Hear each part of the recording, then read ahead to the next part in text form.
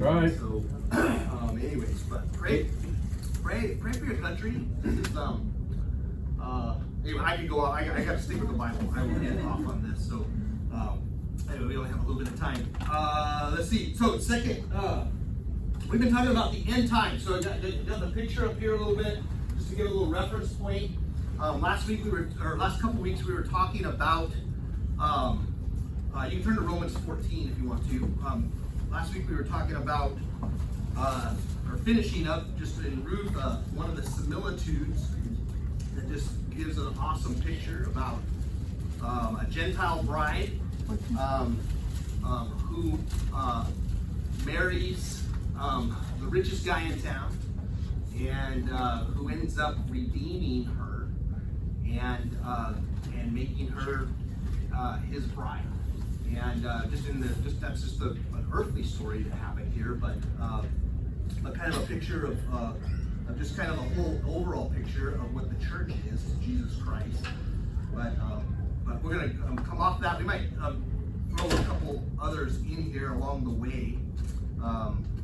But in Romans chapter 14, we're going to talk about this place on the timeline that we've been kind of putting up here, but just not talking about. But we're going to talk about the judgment seat of Christ today. And as long as we can, talk about that and just look at some different verses on here. So on the timeline here, doing that, you've got Calvary, the church age, the rapture that occurs here with the rapture of the church. And then after that happens, while on earth, we're up in heaven, but while on earth, there'll be 7 years of Jacob's trouble, Daniel's 70th week, or tribulation. And there's a lot going into that.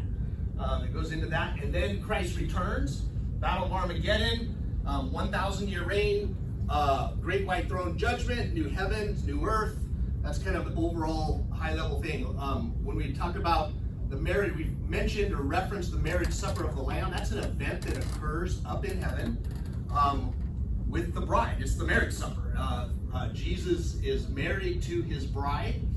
And so that occurs here, and then we'll come back with him when he comes back to here. But two major events happen up in heaven. These two, there's more. There's these major ones. And one's the judgment seat of Christ, and the other one is the marriage supper of the Lamb. So we're going to look at that event that occurs once we're up in heaven. And in Romans chapter 14, and look down at verse 10. Verse 10. It says, "But why dost thou judge thy brother?" That's a good question. That's a real good question. Just stop right there. Why dost thou judge thy brother? Most church problems could be solved if we just answered that question right. Or most marriage problems could be solved if we just answered that question right. We're really not called to do that. It's just not our calling. Let's just leave it at that. It's just not our calling. Now, most people believe it is, but it's not. It's just not our calling, all right? So it says, "But why dost thou judge thy brother? Or why dost thou set it not thy brother? For we shall all stand before the judgment seat of Christ." There's the judgment. It's kind of like when I judge my brother, not just mean to have judgment, meaning like, that guy's an idiot and doesn't know how to, he's a pedophile, he's whatever, and I'm just like, hey, dude, you're out of here. Yeah. It's not that kind of judgment. It's judgment when I come and say, why are you doing that? What are you doing? And judging them for their behavior when I have no standing in the matter. Mm-hmm. And so that's the whole point there. But the whole reason for that is the reason why it's asking the question is because there is a judge who will do that.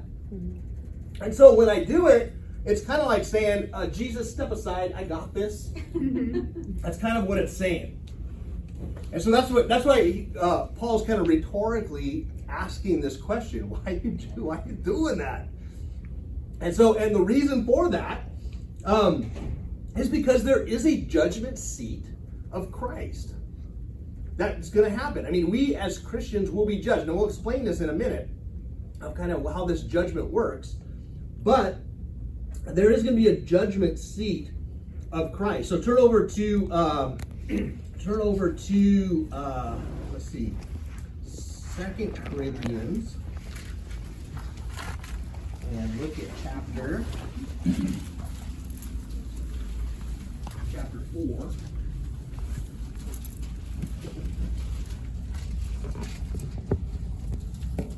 And kind of like another, well, let's see, chapter 4, look at verse,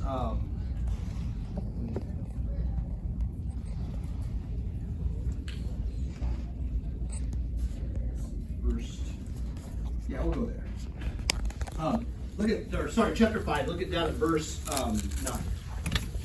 9. It says, "Wherefore we labor, that, whether present or absent, we may be accepted of him. For we must all appear before the judgment seat of Christ, that everyone may receive the things done in his body according to that he hath done, whether it be good or bad. Knowing therefore the terror of the Lord, we persuade men, but we are made manifest unto God, and I trust also are made manifest in your consciences." So let me go back to verse 9. It says, "Wherefore we labor," and that's kind of what's in play here in the judgment seat of Christ. It's our labor. It's what we've done for Christ. That whether present or absent, we may be accepted of him. For we must all appear before the judgment seat of Christ, that everyone may receive the things done in his body. The things done. And it's according that what he had done, whether it be good or whether it be bad. Now, this is not a judgment of your sin. Your sin has already been judged. That happened here. So your sin, judgment was already passed. You were condemned already. And Jesus Christ, the intercessor, took your place, and all of your sin and wrong was placed upon him. He became sin for us who knew no sin. And that's where our sin was judged. Done.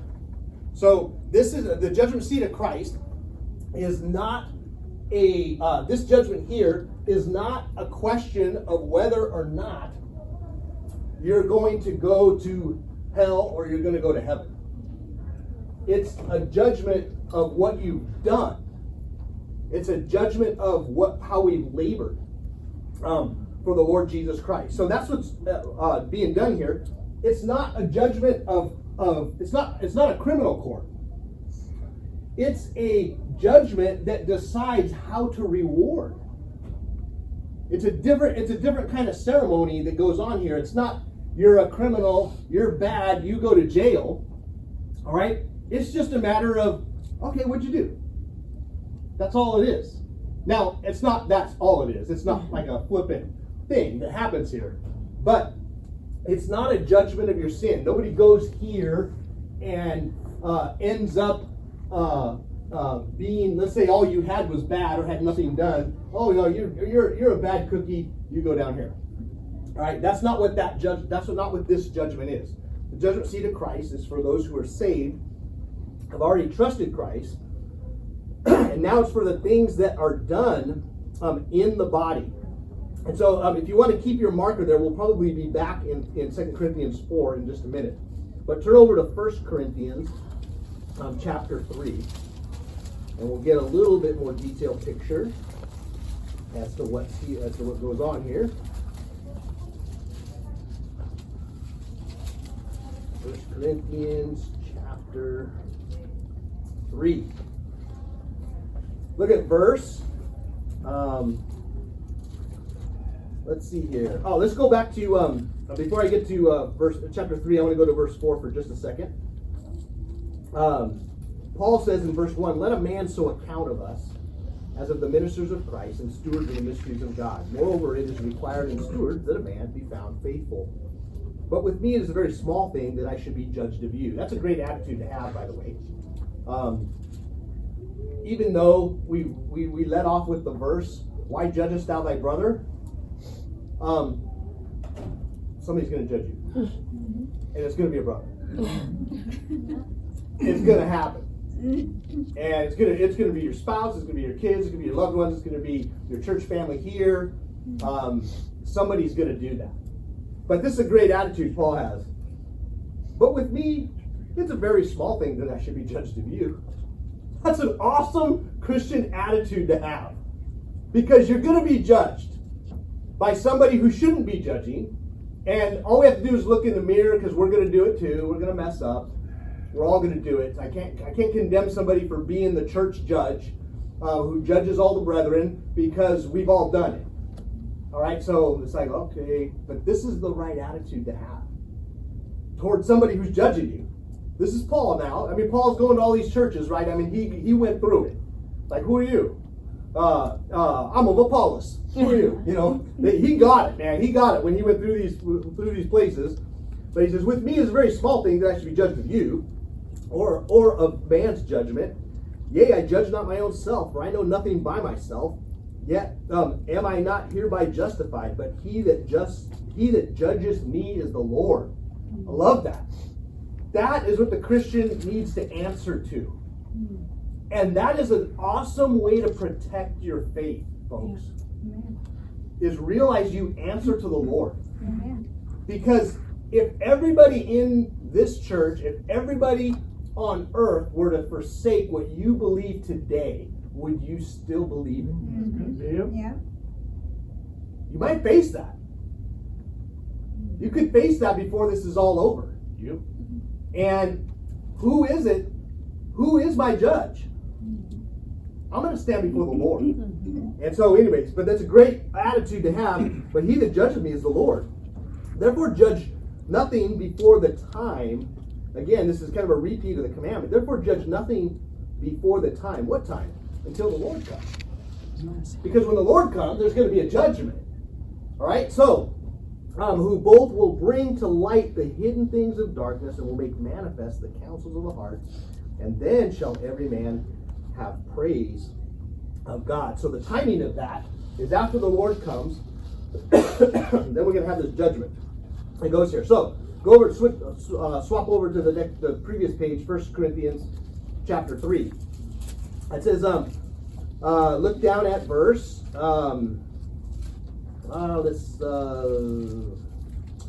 let's start up in verse, how do you want to read this? Look at verse 5. Who then is Paul, and who is Apollos, but ministers by whom you believe, even as the Lord gave to every man. I have planted, Apollos watered, but God gave the increase. So then neither is he that planteth anything, neither he that watereth, but God that giveth the increase. Now he that planteth and he that watereth are one, and every man shall receive his own reward, according to his own labor. When you and I stand before God, we're going to stand on our own. There will be, my best friends aren't going to be there. My family's not going to be there. My spouse, I mean, they'll be there. Hopefully they'll be there. They'll be there, but they will not be standing there. They will have to stand on their own. I love my wife, but my wife and I are not going to walk hand in hand up to the judgment seat of Christ. That's just not going to happen. It's our own. It's our own. Well, we're one flesh. That's what I'll tell God. We're one flesh. Didn't you say that? There's no flesh here. Anyway. But the thing is, about that is we're going to stand on our own. It's going to be our own. It's not what we... God is the discerner. He's the master of however this judgment happens. I can't explain the science of it all. I'll show you in just a minute of what, I'll try and give you a little bit of what I think I know about it. But I don't know all the science of it, but I do know we're going to stand on our own. Because that's what the Bible says. It's going to be about our own labor. It's going to be our own reward. For we are laborers together with God. Ye are God's husbandry, ye are God's building. According to the grace of God, which is given unto me as a wise master builder, I have laid the foundation, and another buildeth thereon. But let every man take heed how he buildeth thereupon. Now this is a key verse. For other foundation can no man lay than that is laid, which is Jesus Christ. Now that's very key there. Because it's going to start off here in verse 12. Now, if any man build upon this foundation, that's what this is talking about here. The judgment seat of Christ, this is what you build upon the foundation of Jesus Christ. That's who saves us, folks. He saves us. I can't lay another foundation. He is the foundation. Right. And once that's laid, you can't take it up again. You can't add to it. You pour a foundation, you're done. And now you build upon that foundation, and you can't build upon it. Now people will try and lay a different foundation. Some will lay Jesus Christ plus their church, Jesus Christ plus their religion, Jesus Christ plus works, Jesus Christ plus, and all that stuff. That might be their foundation, but that's not the foundation that's laid. That's not the foundation that exists for this judgment. The foundation is Jesus Christ, and no man can lay any other. He laid it down right here. That's the foundation. It is finished. Your salvation is done. There's no question. Once you're saved, you're going to end up here. That foundation is done. Everything you do after you get saved is not to stay saved and hope to the end and all that other stuff. You get saved and you're saved. That's the foundation. If you're not, that foundation is going to have to get laid again. That makes sense, right? This is just God.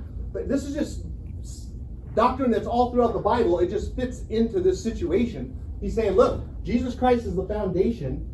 That's it. And so, upon this foundation, everything you do, Jehovah's Witness, I often ask Jehovah's Witnesses, why are you knocking on my door? I'll ask him that. And then we'll get into salvation. Normally, when I mess with them or talk to them, I just stay on salvation. I'm not there to criticize all their crazy beliefs and stuff like that. I just stay straight on. In fact, I hardly ever get a chance to tell them what I believe. I just ask them questions about what they believe, and they stumble all the way through it.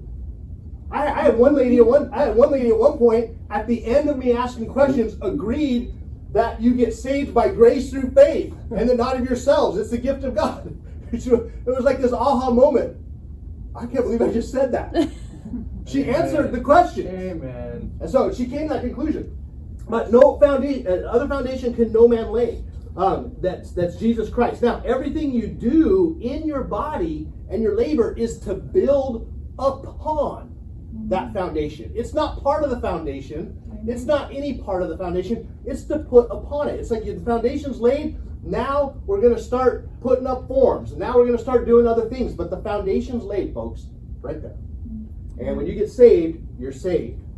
Now, this is what it's talking about. Now, if any man, verse 12, if any man build upon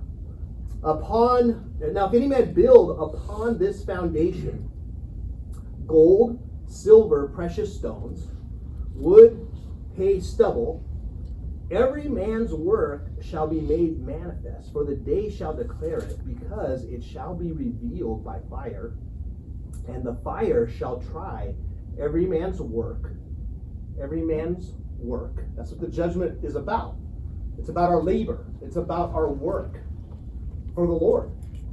And I gotta step back just for a minute. God is awesome. I mean, we're going to get into the terror of the Lord, because this is not going to be. This is going to be a little bit of a scary day for us. Just because you're in heaven doesn't mean you can't get scared. But it's going to be a little bit scary up there. But I gotta say, I mean, God is pretty awesome to even set up a system like this to be rewarded. Yeah. I mean, come on, let's really be honest about our efforts here. Yeah. Let's just really be honest about it. Do we do anything at all, that 100% benefits God? Probably not. You might. It could be. Maybe you said I do, and that was just for God. I don't know. But I mean, if you were to think through everything you do there's probably some self-motive in there somewhere. Not to say that that's wrong. I'm just, all I'm saying is God's pretty awesome to even reward us for anything. Yeah. I mean, we owe him everything. If this didn't even exist right here, we still owe him everything. I mean, there's still no reason not to do everything he said, even if this didn't exist. Yeah. But for whatever reason, there is this kind of reward thing that goes on here. And we're going to see that it's not the reward is all the benefit to us in here, because there's going to come a day when we're going to want to honor the king. And I mean, really, I'm up in heaven. Look, I'm just going to be honest with you. I'll just be honest with you. I don't understand this part, so don't criticize me for my lack of understanding. But if I'm up in my mansion in heaven, and I got a pile of gold sitting in the corner, I don't really care. I really don't. I mean, I don't know if you ever thought about it. It's like, okay, yeah, check out all my gold. Hey, Matt, why don't you check out my closet of gold right here? Look at this. He goes, yeah, fine, Ken. I'm just going to go walk on the street out there. Yeah. So I don't know how it is. There could be an economy up there. I don't, in the millennium, in the king. I have no idea what this is for. But one thing I do know it's for is that somehow, some way, what ends up coming through that fire is what you're going to get to honor him with. Right. And that's everything. And I don't know if the terror of the Lord would be having to stand in front of God with nothing to honor him and stand there on my own while all of heaven looks at me. That's pretty terrifying to me. I don't want to face that. I don't want that to happen. But anyways, all that to say, I'm gonna get into the stuff here. There's gold, silver, precious gems. I mean, we'd all like that right now. I don't know why, but we would all like that right now. Because send it to the missionaries, right? That's why we would all want that.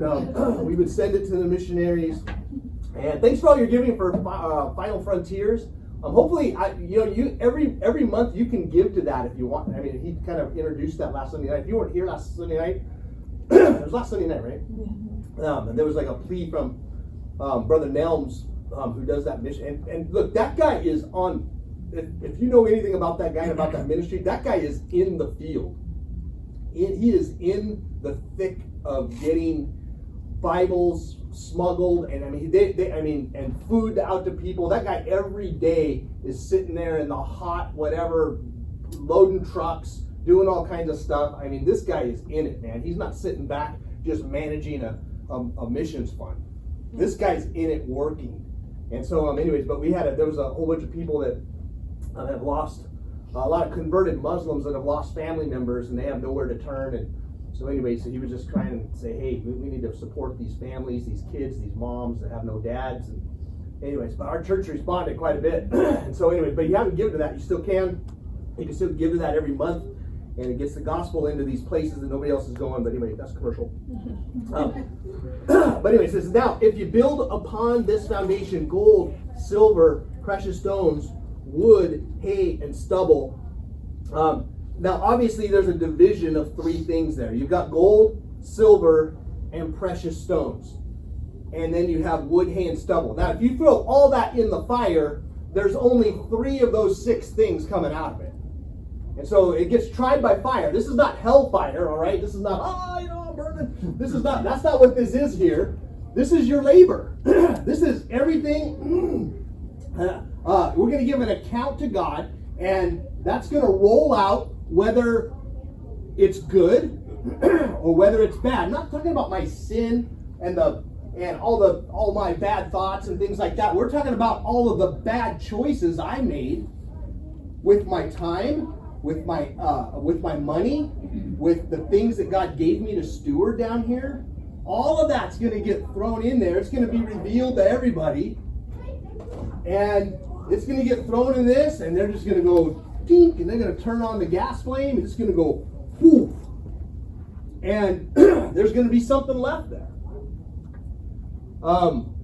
And the only thing that comes through is gold and silver and precious stones. And we'll get it. Maybe next week we'll get a chance to look at some of this. But the other thing that goes through there, or that goes into the fire, is wood, hay, and stubble.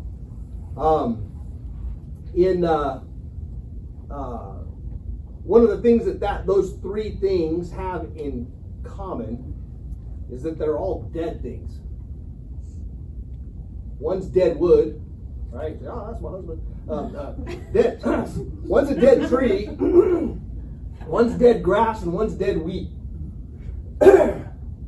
And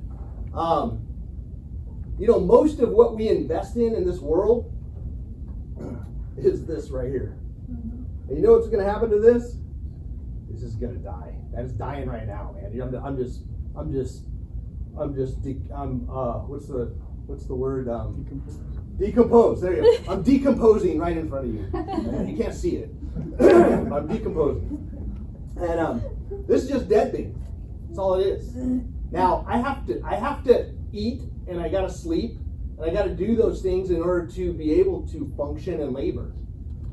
All right, but any excess of what I'm doing, it's just investing in something that's dead. That's it. Just dead stuff. And that's going to go in the fire up there. And all my investment, if I spend my life investing in my house, my cars, my homes, and making sure I have retirement, making sure I've got all this comfort, making sure I've got all this, all it is just to support a dead thing. That's it. But there is something that we can do for things that are eternal. Verse 14, if any man's work abide, which he hath built thereupon, he shall receive a reward. If any man's work shall be burned, he shall suffer loss, but he himself shall be saved, yet so as by fire. If you want to, you can keep your place there. Turn over to Matthew chapter 6, verse 20, familiar verse.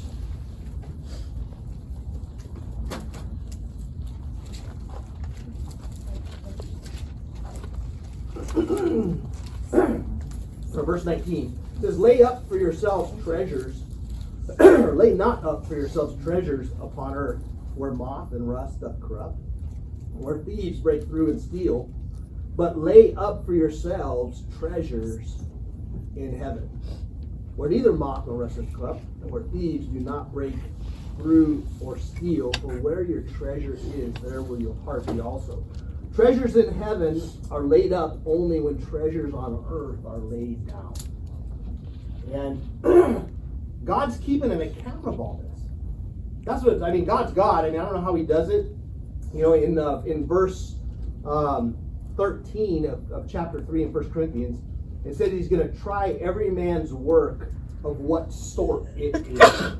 So God's the determiner in that. Now, he does gives us some clues in his word as to what some of that is, and we'll look at the details of that, because otherwise, to me, I look at these verses and I go, okay, God, what?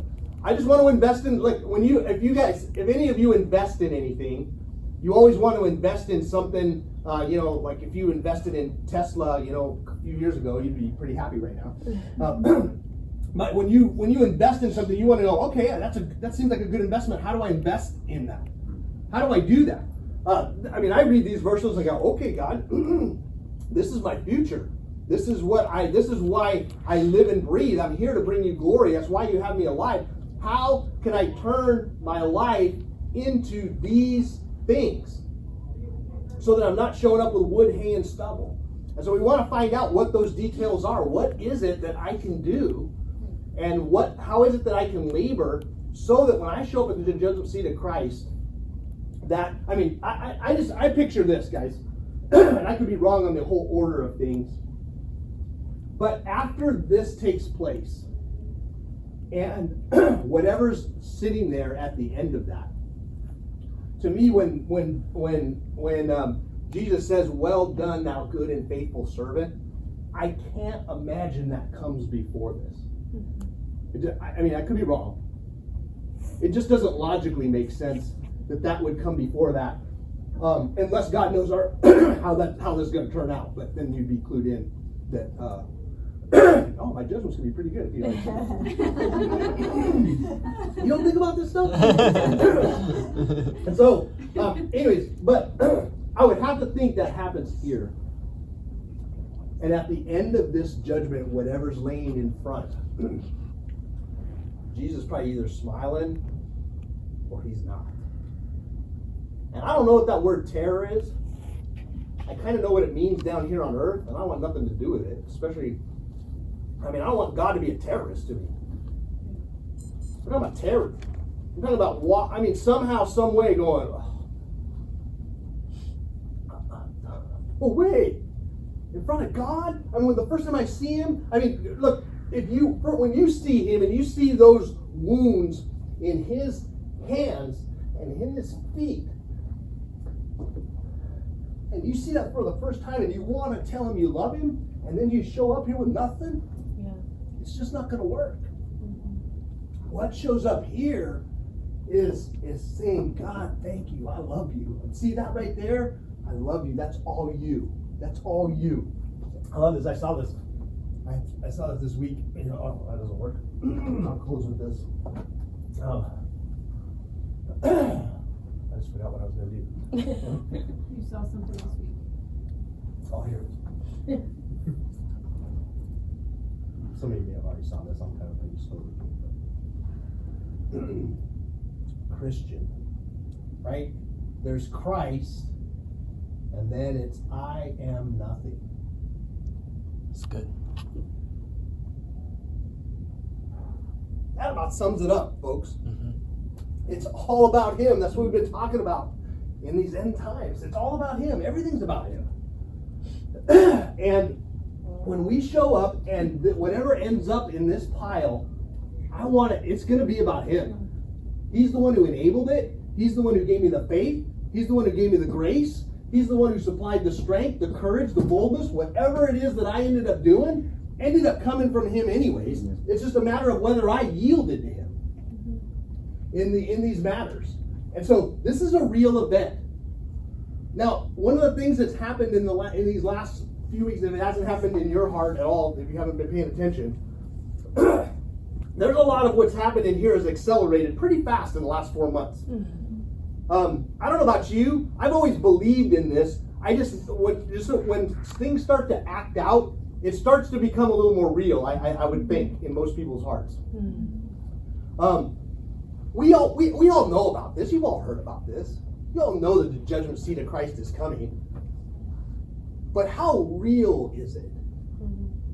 If we knew that was going to take place tomorrow, not that we could all ditch our job tomorrow and go do, I'm not trying to get sensational like that.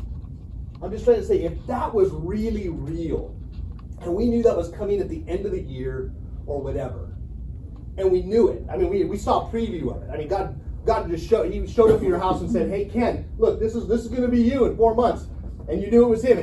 Let's just say it was really real in your life. This event was really real. It's really real. If that event was really real in our heart, we would do so much differently. Look, if I knew I was going to be standing at the judgment seat of Christ tomorrow, would I yell at my wife today? Maybe if it was the next day. But I got a day to get it right. But think about that. We don't live typically as if the judge is standing at the door. Yeah. We don't live that way. We're like, first on one night. We confess our sins, these people just forgive. That is a great verse, folks. But there is a judgment. Yeah. He'll forgive us. But whether it's good or bad, how I spent my time, I don't get that time back.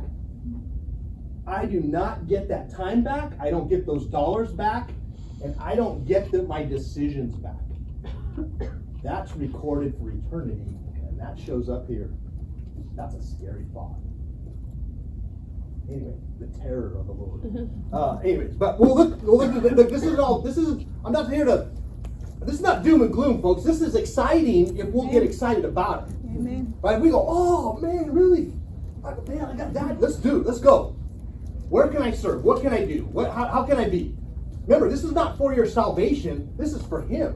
Forget that. I'm saved. He saved me, man. I love Him. Everything I do for Him. He does not want me laboring to earn for something He already paid for. I'm laboring because I love it. Honestly, my gold and silver and the pile of my mansion, I don't know. I don't really know what that means. Maybe it's going to benefit me, maybe. But I sure want to show Him of what happened. So anyways, I got to get you out. Heavenly Father, thank you, Lord, for your word. And God, thanks for this. Thanks for this this whole thing you have set up here. And God, everything like clockwork in your word is happening. Just like you said.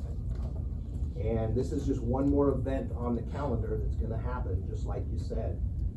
And God, help us to live this way. God, remind us. And we want you pleased. God, that's why you created us. We want to see a smile on your face for us having lived for you.